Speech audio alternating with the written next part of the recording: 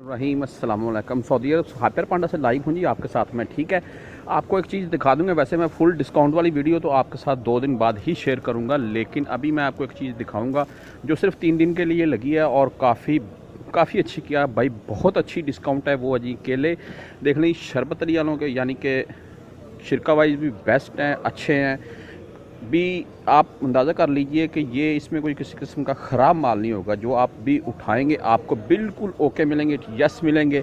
तो होता है ना, कोई मसला हो इसलिए इतने डिस्काउंट में लग गए हैं, तो ऐसा कोई मसला नहीं है, बिल्कुल ओके हैं जी। आप सिर्फ 3 दिन के लिए हैं, आप पांडा का विज़िट करें और आप ये अगर लेना चाहते हैं तो ज़रूर लें, क्योंकि इतनी अच्छी डिस्काउंट मैंने इससे पहले नहीं देखी। और डिस्काउंट ये है जी, ये देख लें,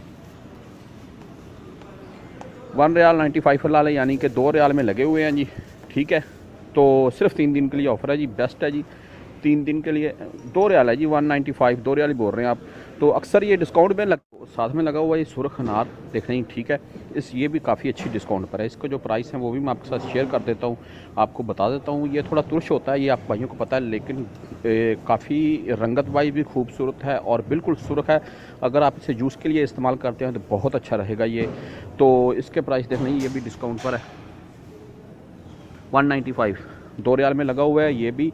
और 3 दिन के लिए ऑफर है ये हैपर पांडा में, ये केलों पर और ये सुर्ख अनार पर।